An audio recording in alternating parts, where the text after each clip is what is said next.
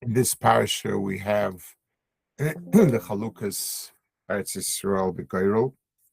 As the Torah mentions, Tzav Yisroel v'amartalem ke'atem boim al Eretz Canaan, zoisar tishtibuchem benachla Eretz Canaan l'glasera.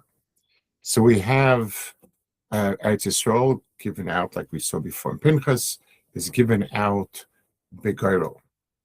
The Sforno is medayik. First of all, tipol al lachem benachla. The word tipol, it'll fall to you benachla. It's not that you'll conquer or it'll be meted out or given. It will fall.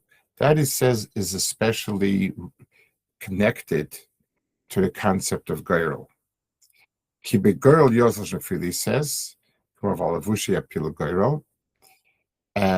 he doesn't say quite why, but the reason is simple. The word tipol implies something unforeseen, unpredictable.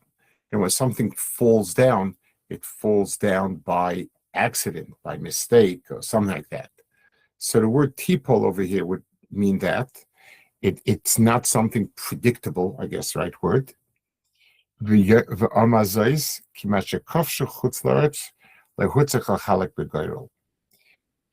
that is in Chutz Laretz did not have to be divided by Goral, like Sichon and Og. You didn't need a Goral, he brings a raya from Yeshua, because they don't have Tushas Eretz Yisrael.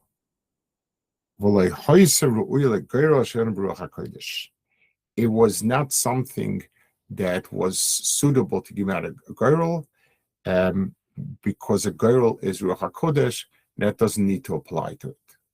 So let's speak a little bit about the idea of Goral and Goral being identified with Ruach HaKodesh. Now, there are three basic methods, we could say, three basic ways of that would have possibly could have worked for dividing up Eretz Yisrael. One of them is using our judgment. How to divide up fair lots. Maybe sometimes we would decide who put in more effort and which land is worth more. All sorts of various arbitrations that Beis Din would take part, and they would lay out fair land. This is a positive process in a normal piece of land. We make a decision who put in more effort and who deserves more and what's a fair share and so on. Nevuah, on the other hand, is something that is totally not in our control. It's not coming from us. We are being told very clearly what to do. We're told you should fight this, you should give this, you should do that. That's Kulo HaKadosh Baruch Hu, that's Nevuah.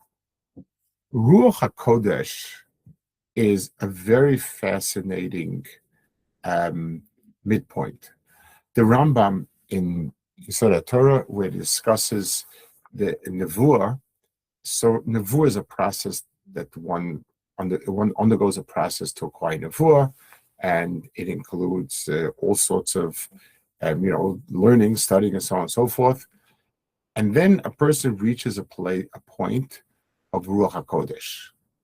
Ruach HaKodesh is described as he understands things that he never understood before, things that were obscure to him or totally not known. And he understands that it's not his mind that could have possibly understood it. It's some sort of connection with beyond. It's an interesting arrangement. I understand it, but I understand it through a perspective that's outside of me. That's as best as we can put it. Finally, the Rambam says, if a person keeps on studying and doing and acting in the way he should act, a person is prepared for Nevuah, Sometimes it comes, sometimes it doesn't come. Totally unpredictable. In other words, nevuah is totally coming from Hashem. A Navi actually sort of collapses when he gets a vision, and HaKadosh Baruch Hu speaks to him, and it's all about HaKadosh Baruch Hu. That's all it is. That's a regular nevuah. But over here, but that's the nevuah.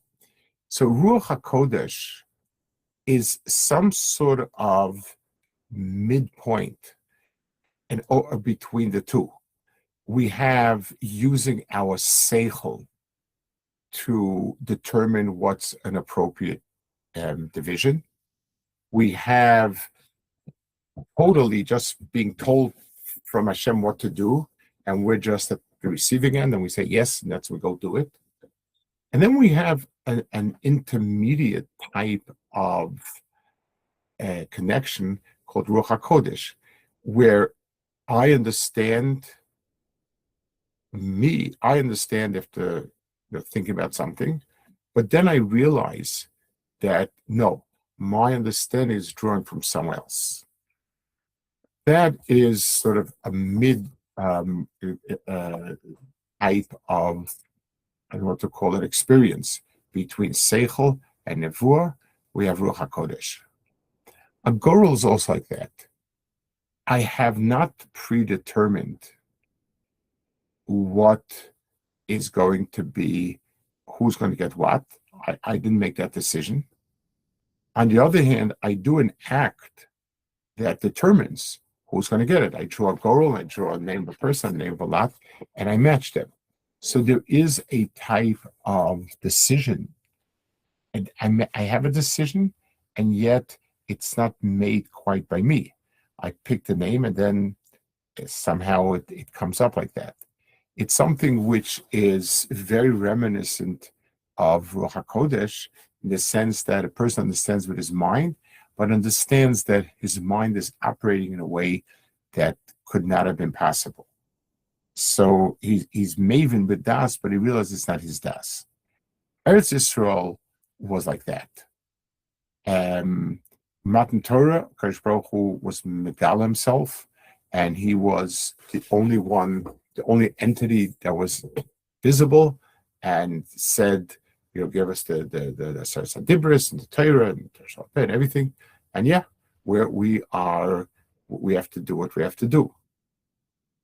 But in Eretz Yisroel, its Torah is integrated into the life and so on. So on the one hand, I go through motions that seem normal and natural. On the other hand, I understand that there's something is leading it. It's not just a natural order. So Eretz Yisroel needed to have the halukah based on something which would be a unique blend of hashgacha and hishtadlus. I'd be picking the Goral, but the Goral itself, the choice would become from HaKadosh Baruch Hu. The lashon of falling is also like that. When I do an act consciously from beginning to end, I did it. When something happens from outside, it comes from else. When something drops out of my hands, so to speak, then I did something, but I can't quite say I was the one in control. And therefore, I see it as something straddling the middle. So this is really what the pasuk is saying. He's saying, you're coming to us, Canaan, it's the type of nach that you will get through Goral. It's going to be of a different caliber. It's going to be of a different way, your connection to land. It'll be a place where it's nefila, it falls. It's your act, but not consciously so. It is the words coming from somewhere else and fitting the situation. So it's not the words Ruach HaKodesh. So the pasuk mentions you come to Eretz Canaan, which you will divide up through Goral. Goral is parallel to Ruach HaKodesh, and that is the appropriate method of dividing up Eretz Yisrael, because what Eretz Yisrael is.